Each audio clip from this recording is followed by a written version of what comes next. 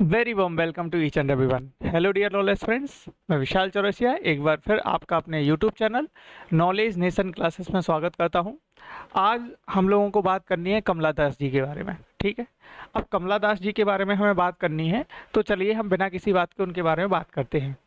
अब कमला दास जी के बारे में गाइस अगर हम देखें तो कमला दास जी के बारे में क्या कहानी रही है, क्या कंडीशन रही है, उन्होंने क्या लिखा है, क्या क्या नहीं लिखा है, चलिए आज हम उनके बारे में एक बार बात किए लेते हैं। अब कमला दास जी के बारे में अगर हम बात करते हैं तो वो 1934 से लेके 2009 तक रही हैं। 1934 से लेके कब तक रही हैं? 2009 तक रही हैं। और ये बाइलिंगुअल पोएट रही हैं। सर बाइलिंगुअल पोएट कैसी? मतलब कि इन्होंने मलयालम में भी लिखा है और इंग्लिश में भी लिखा है। किसमें लिखा है? मलयालम में भी लिखा है और इंग्लिश में भी लिखा है। क्लियर? बात समझ में आई? ठीक है, आगे बढ़े। अब इनका जो नाम है वो पहले क्या था? पहले इनका जो नाम था वो था माधवी कुट्टी। क्या नाम था? माधवी कुट्टी। ठीक है, ये कहाँ से बिलोंग करती थी? केरला से बिलोंग करती थी। अब फिर इनका नाम क्या पड़ा? कमला दास। क्या पड़ा? कमला दास। सी कन्वर्टेड टू इस्लाम इन 1999। मतलब वो इस्लाम में कन्वर्ट कब हुई? 1999 में। कब हुई? 1999 में वो कन्वर्ट हो गई हैं। और फिर उन्हें किस नाम से जाने जाने लगा? कमला सुरैया के नाम से जाना जाने लगा। बात समझ में आई कि अगर कमला दास जी के बारे में बात करें तो 1934 से 2009 बाइलिंगुअल पोएट रही हैं ये। अब मलयालम, केरला और इंग्लिश, मतलब मलयालम में भी लिखा उन्होंने और इंग्लिश में भी लिखा। अब पहले इनका नाम क्या था? माधवी कुट्टी। फिर बाद में क्या पड़ा? जब इस्लाम धर्म उन्होंने कबूल कर लिया भैया तो कमला सुरैया। क्लियर? अब अगला पॉइंट देखो, the mother of modern Indian English poetry. मतलब मॉडर्न इंडियन इंग्लिश पोइट्री की ये मदर कहलाती हैं, जननी कहलाती हैं। She is known as a great conventional poet. वो एक क्या है? कन्वेंशनल पोइट है, एक ग्रेट कन्वेंशनल पोइट है। She has written also, she has also written her autobiography. उन्होंने ऑटोबायोग्राफी भी लिखी है और उस ऑटोबायोग्राफी का नाम क्या है गाइज? My story. क्या है? My story. और उन्होंने 2 नॉवेल्स और लिखे हैं। उन 2 नॉवेल्स में कौन कौन से रहे हैं आपके important? Alphabet of lust and a doll for the child prostitute, ये रहे हैं। ये मोस्ट इंपॉर्टेंट आपके पास में क्या? ऑटोबायोग्राफी है। और मोस्ट इंपॉर्टेंट आपके यहाँ पे क्या दिए गए हैं? यहाँ पे 2 नॉवेल दिए गए हैं। आई होप सो इतनी चीजें आपको समझ में आई होगी। अभी तक हमने क्या देखा? हमने कमला दास जी के बारे में देखा। और कमला दास जी की अगर हम डेट ऑफ बर्थ के बारे में आपसे पूछे गई तो डेट ऑफ बर्थ क्या है? 1934 से कब तक रही है? वो 2009 तक रही हैं। बाइलिंगुअल पोएट रही हैं। और उनके बारे में हम जानकारी रखें, इस्लाम धर्म उन्होंने कब कबूल किया भैया? 1999 में। और उनकी जो ऑटोबायोग्राफी रही है वो क्या रही है? माई स्टोरी रही है। और 2 उनके नोवेल भी रहे हैं। कौन कौन से? Alphabet of lust and a doll for the child prostitute, ये रहे हैं। अब बढ़े आगे। उसके बाद हमने बात की the theme of her novels. मतलब उनके नोवेल की जो थीम रही है, उनके नोवेल में जो थीम रही है वो क्या रही है? Is the heroic struggle. मतलब उनके नोवेल की जो थीम रही है वो हीरोइक स्ट्रगल से भरी हुई रही है ना। मतलब बहादुरी से, बहादुरी के संघर्ष से भरी हुई नहीं है। For liberation and the search for identity. और आइडेंटिटी को सर्च करती हुई नहीं है। उनकी जो थीम रही है क्या रही है? आइडेंटिटी को सर्च करना। और क्या रही है? बहादुरी भरा संघर्ष, है ना, ये थीम रही है। Her first and best collection of poem. उनका पहला बढ़िया बेस्ट कलेक्शन जो पोयम का रहा है English boss summer in Calcutta. वो क्या रहा है? समर इन कैलकाटा, ये रहा है भाई मोस्ट इंपॉर्टेंट। 1965 यहाँ से क्वेश्चन बनते ही बनते हैं हमारे पास में। क्रोनोलॉजिकल क्वेश्चन पूछे जाते हैं, क्रोनोलॉजिकल ऑर्डर में यहाँ से क्वेश्चन बनते हैं। कैसे बनेंगे भी बताऊंगा। वॉज फॉलोड बाय द, और साथ में it was followed by the, उसके बाद क्या आया? उसके बाद आया द डिसिडेंट्स और the old play house and other poems. लो भाई, द डिसिडेंट आया उसके बाद में, और the old play house and other poems. मतलब समर इन कैलकाटा के बाद में आपको ये पोएम देखने के लिए मिली। बड़े आगे। फिर हमने आगे बात रखी, Kamala Das is preeminently a poet of love. खासतौर पर अगर हम कमला दास जी के बारे में बात करें तो वो पोएट ऑफ लव मतलब प्यार की पोएट रही हैं। उन्होंने क्या मतलब किस टाइप का वो लिखती थी? प्यार हो गया, लव हो गया, सेक्स हो गया, लस्ट हो गया, पेन हो गया, सिकनेस हो गया, लॉनलीनेस हो गया, आपका करेज हो गया, नर्वसनेस हो गया, मेलंकली हो गया एंड फ्रस्ट्रेशन। ठीक है, इतनी ज़्यादा आपके पास में यहाँ पे टॉपिक है ये। इन टॉपिकों के बारे में उन्होंने खूब लिखा है। She is a conventional and autobiographical poet. वो एक कन्वेंशनल और ऑटोबायोग्राफिकल पोएट रही हैं। हु राइट्स, जो लिखती हैं, क्या लिखती हैं? कैंडिडली, खुले तौर पर, अबाउट हर ओन एक्सपीरियंस, अपने एक्सपीरियंसेस को, ऑफ फ्रस्ट्रेशन इन लव, प्यार में जो फ्रस्ट्रेट हो जाते हैं उसके बारे में, एंड डर्जरी इन मैरिड लाइफ, और मैरिड लाइफ में जो थकान हो जाती है, जो फ्रस्ट्रेशन हो जाती है, उनके बारे में वो लिखती हैं। और खुलेआम लिखती हैं, उन्हें कोई टेंशन नहीं रहती है इस चीज़ की। बड़े आगे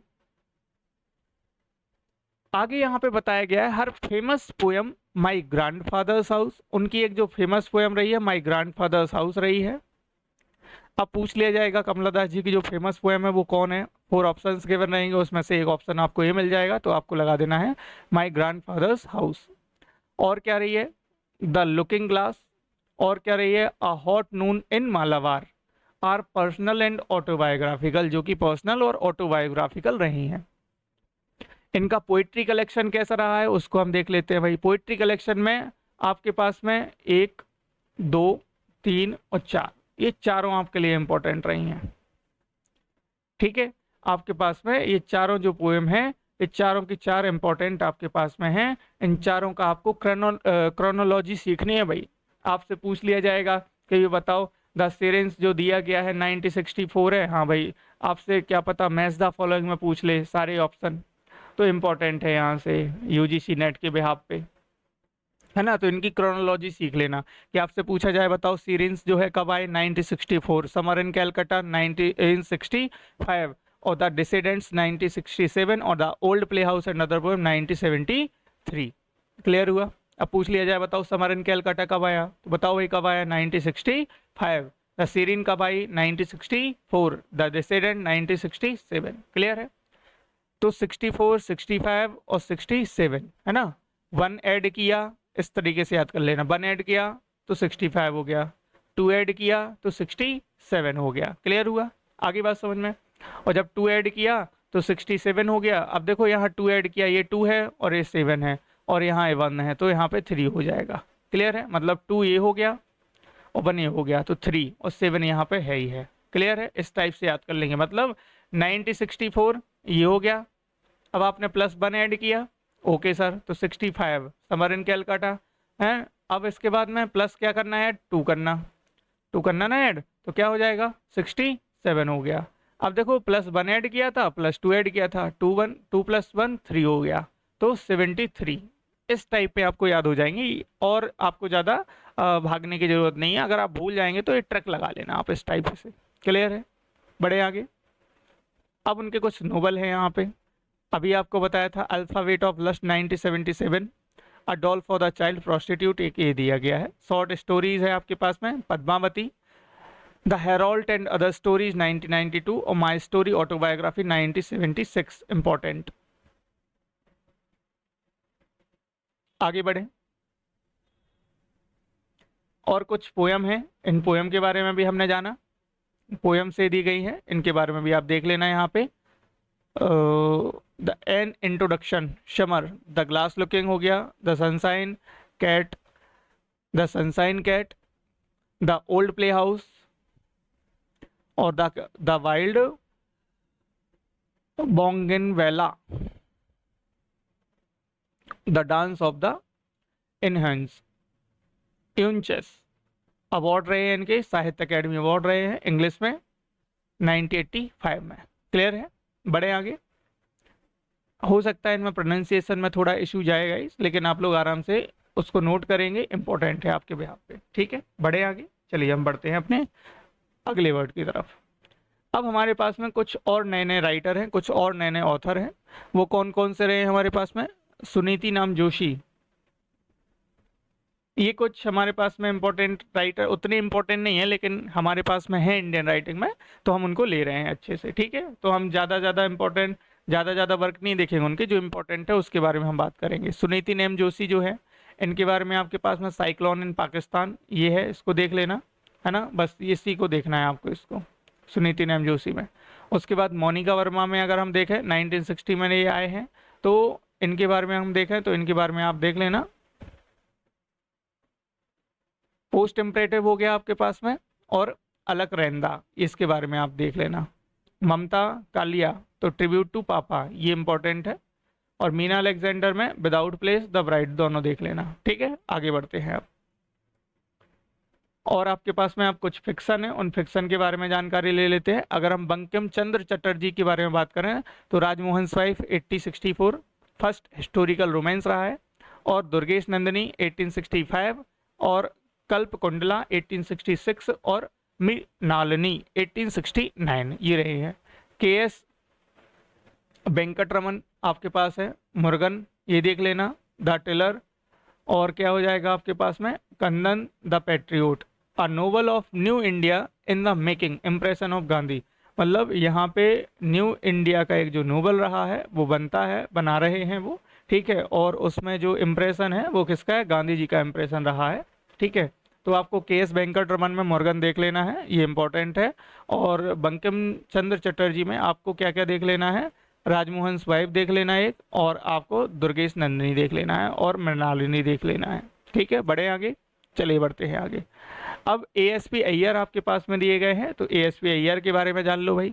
ए.एस.पी. अय्यर जो है, इनका आपको क्या देखना है, बालादित्य हो गया आपके पास में 1930 ये इंपॉर्टेंट है, और देख लेना है जो मोस्ट इंपॉर्टेंट है, the three man of destiny, इसके बारे में पूछ लिया जाता है एग्जाम में। वो थ्री मैन कौन कौन से रहे हैं, Alexander the great, Chandragupta Maurya, और लूट गोपाल इटीसी, है ना। चाणक्य, यहाँ पे चाणक्य होना चाहिए, चाणक्य चाणक्य। आगे देखो भाई, प्लेस बाय ए.एस.पी. अय्यर, तो the clutch of the devil, और trial of science for murder of humanity, allegory, रूपक अलंकार, इसके बारे में बताया गया है। बड़े आगे, ये केवल देखना है आप लोगों को। 1930 में अब यहाँ पे क्या आया है, इंपॉर्टेंट रहेगा। 1930 में इमरजेंस ऑफ मेजर ट्रायो, अब मेजर ट्रायो कौन कौन है, मुल्कराज आनंद, आर.के. नारायण, और राजा राव, इनके बारे में देख लेना। ये सोशल रियलिज्म पे काम किया है, इमेजिनेटिव वर्ल्ड पर काम किया है, और गांधीयन इम्पैक्ट इनके ऊपर रहा है, फिलोसफिकल और गांधीयन इम्पैक्ट रहा है। इनको देख लेना एक बार, इंपॉर्टेंट है ये, सारे के सारे इंपॉर्टेंट हैं, ठीक है। बड़े आगे, जी हाँ। अब हम बात करते हैं किसके बारे में, मुल्कराज आनंद जी के बारे में। चलो भाई, मुल्कराज आनंद जी के बारे में देख लेते हैं, इंपॉर्टेंट है। अब मुल्कराज आनंद जी की जो डेट ऑफ बर्थ रही है 1905 से 2004, लगभग 99 ईयर्स, 100 साल जिए मतलब ये। बॉर्न ऑन पेशिवार, जो कि अभी कहाँ पे है, पाकिस्तान में है। Belongs to Hindu coppersmith family, Hindu coppersmith family से बिलोंग करते थे। Magazine founded by Anand in 1946, इन्होंने मैगजीन जो है वो स्थापना, अपनी मैगजीन जो है वो कब स्टार्ट की, 1946 में। आनंद की नोवेल में वी फाउंड इलेक्ट्रिक ह्यूमनिज्म, एक मानवता दिखाई देती है, और ह्यूमैनिटेरियन कंपैशन, और क्या दिखाई देती है, ह्यूमैनिटेरियन कंपैशन भी दिखाई देता है ना। मतलब मानवता दिखाई देती है, और मानवतावादी जो कंपैशन है वो भी कंपैशन है वो भी दिखाई देता है। Visit to England for research and philosophy, मतलब उन्होंने इंग्लैंड के लिए विजिट किया, क्यों विजिट किया, रिसर्च एंड फिलोसफी, फिलोसफी की उन्हें रिसर्च करनी थी। उनका स्टोरी कलेक्शन जो रहा है वो क्या रहा है, ये इंपॉर्टेंट है, बारबराज एंड अदर स्टोरीज, ये इंपॉर्टेंट रहेगा। और देखो आगे भाई, इनके कुछ नोवेल हैं जो मोस्ट इंपॉर्टेंट है, एनसीईआरटी में आपको मिल जाता है, एमए बीए में आपको मिल जाता है। अनटचेबल 1935, मोस्ट इंपॉर्टेंट, इसमें एक बखा नाम का कैरेक्टर रहता है, ऑन वन डे इवेंट, मतलब उसमें उसकी एक दिन की इवेंट की पूरी स्टोरी बताई जाती है अनटचेबल में। सेकंड आपके पास जो मोस्ट इंपॉर्टेंट है वो है कुली 1936, ये भी आपसे क्रोनोलॉजिकल क्वेश्चन पूछ लिया जाता है गाइस यहाँ से। कुली 1965, इसमें क्या है, इसमें मुनो नाम का आपके पास में एक कैरेक्टर है। ये जो कुली है इसमें क्या, गरीबों के बारे में बताया जाता है आपको। The two leaves and a word, 1937 में आया है। इसमें गंगू नाम का कैरेक्टर आपको मिलेगा। Lament on the death of master of art 1938। The blaze 1939, इसमें लाल सिंह का कैरेक्टर है। Actor across the black water 1939, इसमें भी लाल सिंह है। The sword and the sickle 1943, Lal Singh इसमें भी आपको दिया गया है। ठीक है, तो आपके पास में इंपॉर्टेंट है अनटचेबल, कुली, लेमेंट ऑन, और एक हो जाएगा आपके पास में the two leaves and a bud. ये आपको बहुत अच्छे से देख लेना है। इन सभी के बारे में आप लोग एक बार रीड कर लेना, ओवरव्यू कर लेना। इनको सभी को ओवरव्यू करना है बहुत अच्छे से, एग्जाम में यहाँ से क्वेश्चन बनते बनते हैं। ठीक है, कैरेक्टर के बारे में आपसे पूछ लिया जाएगा। बड़े आगे और आपके पास में नोबल क्या दिए गए हैं उनके बारे में जानकारी ले लेते हैं। सबसे पहले आपको ये देखना है मॉर्निंग फेस 1970, मॉर्निंग फेस 1970, और उसके चक्कर में उन्हें भैया क्या मिल गया, साहित्य अकेडमी अवार्ड मिल गया 1971 में। ठीक है, तो ये इंपॉर्टेंट है, मोस्ट इंपॉर्टेंट है आपको। ठीक है, और क्या क्या देख लेना है आपको, और आपके पास में यहाँ पे दिया गया है the old women and the cow, important. Seven summer, important. और आपको क्या देख लेना है, the road, Ramesh of untouchable वीकू, ये देख लेना है। इतने आपको देख लेना है, इंपॉर्टेंट है। और एक ये दिया गया है लॉस्ट चाइल्ड, शॉर्ट स्टोरी दी गई है, इंपॉर्टेंट। ये है आपके पास में 1934। शॉर्ट सॉरी लॉस्ट चाइल्ड में आपको पता है क्या है, एक्चुअली क्या होता है, एक बच्चा होता है, वो अपने माँ बाप के साथ में मेले में जाता है घूमने के लिए। और जब वो अपने माँ बाप के साथ में मेले में घूमने के लिए जाता है तो उसको सबसे पहले मतलब उसको बहुत सारी चीज़ें देखने के लिए मिलती है। छोटा बच्चा है वो तो मतलब लालायत होगा किसी ना किसी चीज़ के लिए। आइसक्रीम मिलती है, उसके मॉम डैड बोलते हैं कि चलो, उसके मॉम डैड बोलते हैं कि नहीं खाना आइसक्रीम, वो बोलता है आइसक्रीम खाना, वो बोलते नहीं खाना। फिर आगे जाते हैं, गुब्बारे उसको मिलते हैं, बोलता है चाहिए, मॉम डैड बोलते नहीं देना है ना। तो उसको एक झूला उसको दिखाई देता है, तो झूले पे झूल रहा है, तो मॉम डैड बोलते नहीं झूल रहा है। लेकिन पर उसको ये लगता है कि बताओ तो मेरे मम्मी पापा कैसे हैं, ये झूला नहीं झुला रहे हैं, ये आइसक्रीम नहीं खिला रहे हैं। ये बच्चा ऐसा सोचने लगता है कि बहुत बेकार है। और फिर जैसे ही वो थोड़े आगे बढ़ते हैं और वो बच्चा मेले में गुम हो जाता है, तो वो बच्चा जोर जोर से रोने लगता है। और जब बच्चा जोर जोर से रोने लगता है तो उसे एक व्यक्ति मिलता है, और वो जाता है उसके पास में कि आओ बेटा चलो मेरे साथ में। तो वो बोलते हैं कि बेटा तुम शांत हो जाओ, लो आइसक्रीम खा लो। बोलता नहीं खाऊंगा, मुझे मम्मी पापा चाहिए, है ना। बोलते लो भाई गुब्बारे ले लो, बोले नहीं जाएंगे, गुब्बारे नहीं चाहिए मुझे, गुब्बारे मुझे मम्मी पापा चाहिए, है ना। और इस टाइप में क्या है, लॉस्ट चाइल्ड में ये कंडीशन बताई गई, बोले झूले पे झूले, बोले नहीं झूलना मुझे, तो मम्मी पापा चाहिए। मतलब एक कंडीशन ये थी कि उसको अपने मम्मी पापा से नफरत सी होने लगी थी कि ये कुछ नहीं दिला रहे हैं। और जैसे ही मम्मी पापा गायब हुए तो उसके बाद क्या, उसको केवल और केवल किसकी नीड रही, मम्मी पापा की। तो ये पूरी स्टोरी रहती है किसमें, लॉस्ट चाइल्ड में। ऐसे ही मुल्कराज आनंद की बहुत बहुत अच्छी अच्छी स्टोरी जो है वो कलेक्शन रही है। आपको जितनी स्टोरी मैंने बता दी है उनका ओवरव्यू बहुत बहुत अच्छे से बढ़िया करेंगे आप लोग। ठीक है, बड़े आगे इनके कुछ ऑटोबायोग्राफिकल नोवेल रहे हैं हमारे पास में, उनके बारे में जानकारी ले देते हैं। जिसमें सेवन समर, ये जो कि आपको बताया 1951 में रहा है seven summer. Part 1 of 7 ages of man, the morning face, ये आपको तो इम्पोर्टेंट है ही है। कन्फेशन ऑफ अ लवर और द बबल। ठीक है, अवार्ड इनको पद्म भूषण 1967 में मिला है, साहित्य अकेडमी अवार्ड 1971 में मिला है for autobiographical novel morning face. Clear हुआ? ठीक है, अब आनंद पार्टिसिपेटेड इन गांधीयन मूवमेंट, आनंद ने पार्टिसिपेट किया गांधी जी के मूवमेंट में, आंदोलन में। In present also sailed in to England, मतलब और जेल भी गए वो साथ में। कहाँ गए हैं, जेल भी गए वो साथ में। ठीक है, आगे की कहानी क्या रही है, आगे की इनकी जो कहानी रही है, sailed to England research and philosophy, philosophy की रिसर्च के लिए इंग्लैंड भी भेजा गया उन्हें। Came in touch of avant garde movement, left wing politics and joint international, left wing politics and और इंटरनेशनल उन्होंने ज्वाइन किया। आगे brigade during Spanish civil war. आगे की कंडीशन देखो भाई, यहाँ पे क्या बात हो रही है। Anand says that his fiction has been shaped by the double burden, Anand ji का कहना है कि उनका जो फिक्शन है, उनकी जो शेप है वो डबल बर्डन में हो गई है। कैसे डबल बर्डन में, मतलब एक साइड हमारा है इंडिया, एक साइड क्या दिया गया है गाइस, इंडिया दिया गया है ना। और एक साइड क्या दिया गया है, यूरोप दिया गया है। मतलब उनको यूरोप में है तो वहाँ का कल्चर देखना है, इंडिया है तो इंडिया का भी कल्चर देखना है। तो वो बोलते हैं, क्या बोलते हैं कि दोनों जगह का वर्णन जो है वो मेरे यहाँ पे मुझे देखने के लिए मिल रहा है भाई। ठीक है, ये कंडीशन रहती है। आनंद नोबल, आनंद के जो नोबल रहे हैं, the sword and the skill and remark that, ठीक है, ये चीजें रही हैं। हिज फेमस नोबल्स, उनका फेमस नोबल क्या रहा है भाई? हिज फेमस नोबल्स, कुली, उनका जो फेमस नोबल रहा है वो कुली रहा है, अनटचेबल रहा है। Anand describe the misery and wretchedness of the poor and their struggle for better life, मतलब अपने जीवन को बहुत अच्छे से करने के लिए लाइफ के स्ट्रगल के बारे में बताया गया है उसमें कि भाई कैसी चीजें रही हैं, है ना। आगे बढ़ते हैं। Strong protest against social injustice, social injustice के लिए बहुत बहुत तगड़ा वाला उन्होंने क्या किया है? प्रोटेस्ट किया है भाई, ठीक है। आगे देखो भाई इसमें, the event of a single day का जो इवेंट है, जैसे मैंने बताया ना वखा के बारे में बात हुई थी, है ना। तो the life of the low caste boy, जो लो कास्ट बॉय रहता है वखा, है ना, ऑफ बुल्ले शाह है, बुल्ले शाह का जो लड़का रहता है, he is the son of लखा, किसका सन रहता है? लखा का। He has a sister name सोहिनी, उसकी बहन सोहिनी रहती है, और द प्राइस्ट जो है वो क्या रहता है? कालीनाथ रहता है, ठीक है। ये कंडीशन आपके पास में रहती है, किसमें? बखा के बारे में बात हो रही थी। इन टचेबल, टचेबल में द आनंद, जो आनंद है, employed stream of consciousness technique, मतलब उन्होंने स्ट्रीम ऑफ कॉन्शियसनेस की टेक्निक अपनाई है।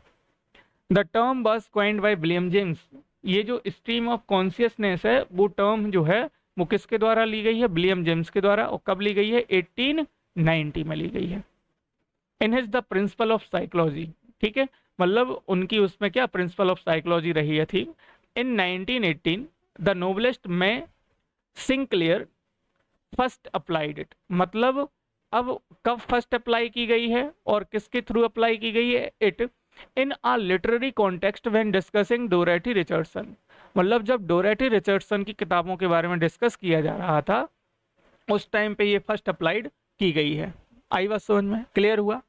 और डोरेटी रिचर्डसन की जो बुक्स वगैरह का रिसर्च है वो कब हो रहा था? 1873 से 1957 तक रहा है, ठीक है। अब देखते हैं आगे की कहानी। Coolie is considerably a big novel, Coolie जो है एक बड़ा नोबल है। The hero of the novel is Munoo, Munoo hero का मुनु जो है वो क्या है? नोबल का हीरो है। अ यंग बॉय, और ये कहाँ की हिल्स है? कागड़ा हिल्स है। ये कौन सी हिल्स है? कागड़ा हिल्स है, और Punjab. Hunger is the theme of the novel, मतलब कुली जो आपके पास में बिग नोबल है उसकी थीम जो रही है वो क्या रही है? हंगर, भूख। Coolie is the prose epic of modern India, modern India के लिए एक बढ़िया एक प्रोज एपिक है ना। It is a novel of the poor and the downtrodden, गरीबों के लिए ये क्या दिया गया है? एक नोबल दिया गया है, ठीक है। तो गाइज आई होप सो आपको यहाँ पे मुल्क राज आनंद जी के बारे में जितनी भी जानकारी लगी बहुत अच्छे से पता चल गई होगी। और हमने उसके पहले कमला दास जी के बारे में देखा, कमला दास जी के साथ साथ हमने कुछ और अन्य राइटर देखे। तो आई होप सो आपको ये वीडियो अच्छा लगा होगा, और ज़्यादा से ज़्यादा अपने दोस्तों तक गाइज शेयर करें। आपके पास में जो यहाँ पे पूरा कंटेंट मिल रहा है फ्री ऑफ कॉस्ट है, तो आप लोग ज़्यादा से ज़्यादा वीडियो को देखें और चैनल को सब्सक्राइब करें और अपने ज़्यादा से ज़्यादा दोस्तों तक पहुँचाएं। तो गाइस मिलते हैं हम अपने नेक्स्ट वीडियो में और अच्छे कंटेंट के साथ में। Thank you to all, have a good day, बने रहिए हमारे साथ।